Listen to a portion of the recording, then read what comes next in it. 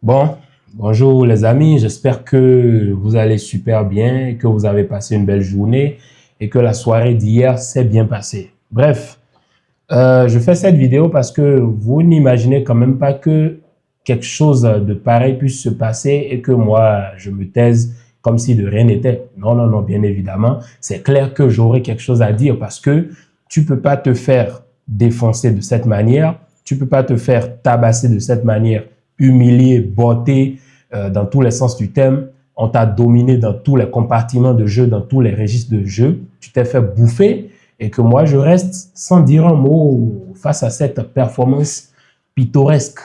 Franchement, c'est pitoyable ce que le Barça, ils ont pondu hier dans le match face à l'Atlético.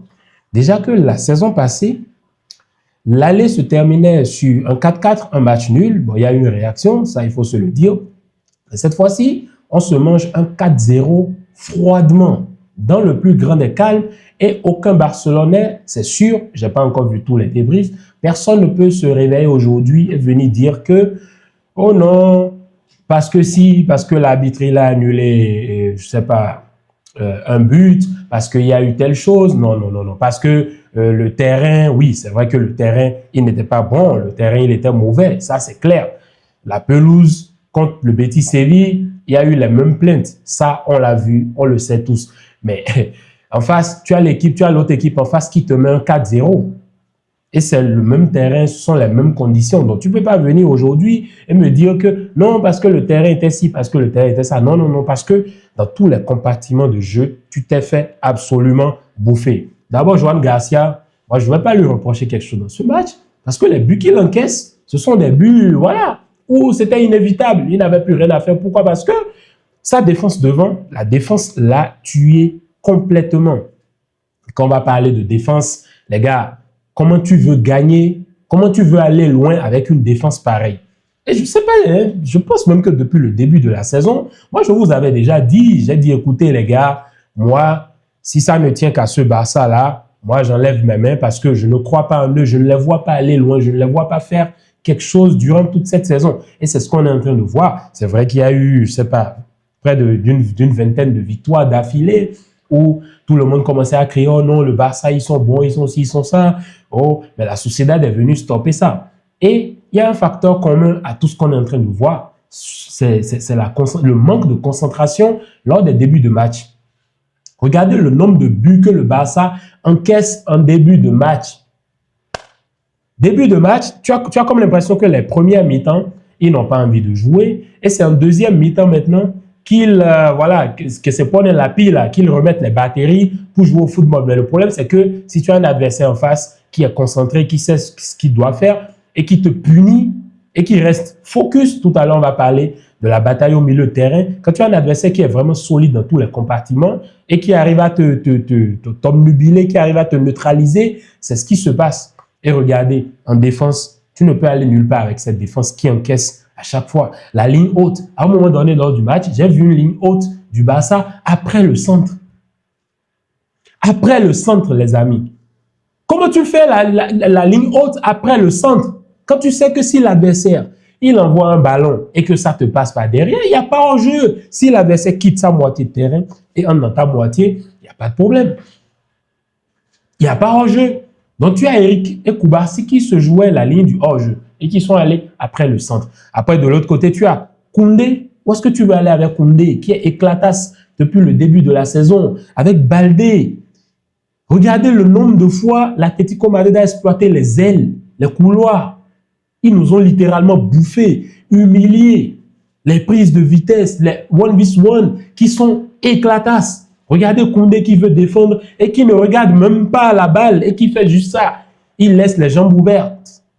Et la balle qui entre et passe et va rentrer dans le but. Joan Garcia, lui, peut faire quoi là à ce moment-là? Tu peux dire quoi? Tu peux en vouloir à ton gardien là. Pourquoi? Pour dire quoi? Ça n'a pas de sens, les amis. Ça n'a du tout pas de sens. Maintenant, au milieu de terrain, la bataille au milieu de terrain, vous avez vu ce que l'Atlético Madrid t'a proposé. Et avant de renchérir sur l'argument milieu de terrain, regardez sur les couloirs. Lookman, Griezmann, Nahuel Molina, tout le monde faisait ce qu'il voulait. À Baldé, à Koundé, ils sont tellement nuls, ils sont éclatasses. au milieu de terrain, la bataille au milieu de terrain. Vous avez vu tout le travail que Llorente Coquelin a battu au milieu de terrain. On s'est fait bouffer. Milieu de terrain, tu avais Casado qui n'en pouvait même plus. Et déjà, à la 44e minute, il a fallu que Flick le sorte parce qu'il n'en pouvait pas. Les gars, ils ont compris. Ils ont vu qu'ils n'étaient pas au niveau, ils ne pouvaient pas supporter la pression. Tout, regardez comment... D'abord, Casado, il se prend un carton jaune parce que les gars le provoquent. Ils sont là, ils forcent, ils poussent, ils sont allés vers lui, ils l'ont provoqué ils l'ont provoqué. Donc, il était obligé de faire des fautes parce que la bataille au milieu de terrain, c'était là.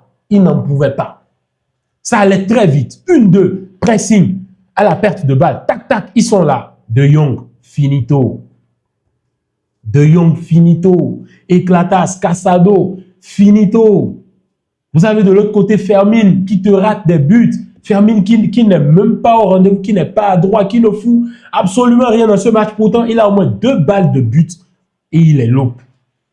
Vous avez Olmo qui a été mis sur l'aile, qui n'a pas hésité, qui n'a rien foutu, qui était perdu à un moment sur le terrain. Tantôt il descend, tantôt il monte, tantôt il ne sait quoi faire. Ferran Torres qui a été neutralisé complètement. Le seul qui fait un bon match là, c'est Lamine Yamal. Le reste, ils sont éclatés en des sous-mers. Ça, on n'a qu'à se dire la vérité, on n'a qu'à se regarder, se dire les choses. Le Barça n'a eu aucune réussite dans aucun compartiment, aucun registre de jeu sur le terrain hier. Donc, que quelqu'un se lève et dise « Oh, on nous a annulé un but et il a fallu prendre 6 à 7 minutes pour annuler le but », des trucs comme ça. Oubliez ça. Oubliez ça. Ça, ce sont des petits détails. OK?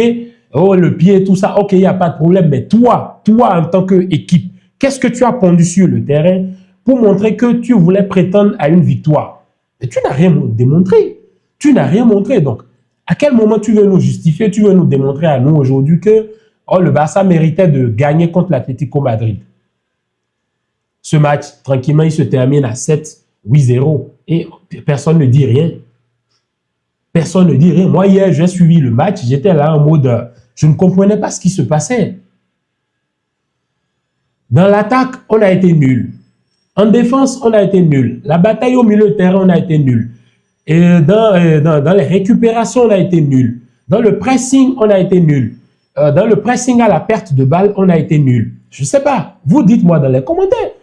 Dans quel compartiment de jeu hier le Barça a été supérieur ou a été peut-être égal, hein, qui a regardé l'Atlético en face? Je ne pense pas.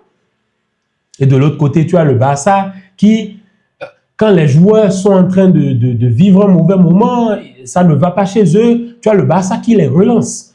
Julián Álvarez, ça faisait combien de matchs qu'il ne marquait pas? Je ne me souviens plus. Griezmann, ça fait combien de matchs qu'il ne marque pas contre le Barça? Ok, il n'y a pas de problème. Comme c'est le Barça, aujourd'hui, c'est le Père Noël, tout le monde prend des cadeaux. Julián qui marque, Griezmann qui marque. Et d'ailleurs, l'Atlético Madrid, il faut qu'on en parle même. On va profiter pour parler de l'Atlético Madrid. L'Atlético Madrid, c'est l'une des équipes les plus inconstantes que moi j'ai vues dans ma vie. Franchement, c'est pas possible. C'est pas possible. Vous avez des gars qui, ils vont te battre Madrid, ils vont te tabasser Madrid 5-0, ils vont te taper le Barça 4-0. Bon, c'était 5-1 face à Madrid. Ils vont te taper le Barça 4-0, mais ils iront perdre contre Bodo Glimt. Tranquillement, ils vont perdre contre Bodo Glimt, mais contre Levante, ils vont perdre 2-1, ou des matchs bizarres où tu ne t'attends même pas à ce qu'ils perdent. Ce sont ces matchs-là qu'ils perdent. Et quand c'est contre les Barça, le Real, ils gonflent la poitrine, et après ça, vous allez voir, hein, le week-end, ils vont perdre un match. La dernière fois, c'était contre le Betis. Ils ont gagné le Betis 5-0. Ils les ont foudroyés, atomisés. Mais le match qui a suivi, qu'est-ce qui s'est passé? Ils ont perdu 1-0 en Liga. Et tu te demandes à quel moment ces gars-là sont sérieux dans ce qu'ils sont en train de faire. Le Cholo Simeone qui se sauve toujours les fesses avec ce genre de match. Et à côté, nous, on est en train de rigoler. On a pris les trucs pour la rigolade. Et dans la blague comme ça, ils sont allés ramener Ademola Lookman. Et Lookman, il vient, tous les matchs, il marque. Contre le Barça aussi, il marque. Regardez comment il a fait la misère à Koundé. C'est quoi?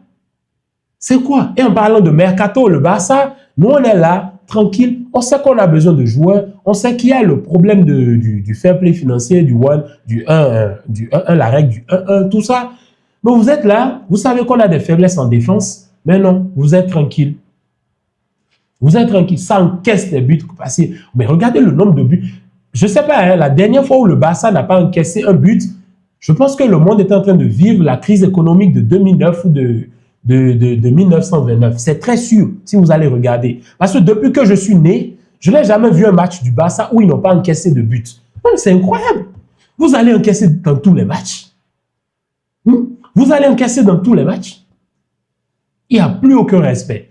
C'est vrai qu'on a des joueurs, on a des absents, on a des joueurs qui ne sont pas là, Pedri, Rafinha, Gavi, etc.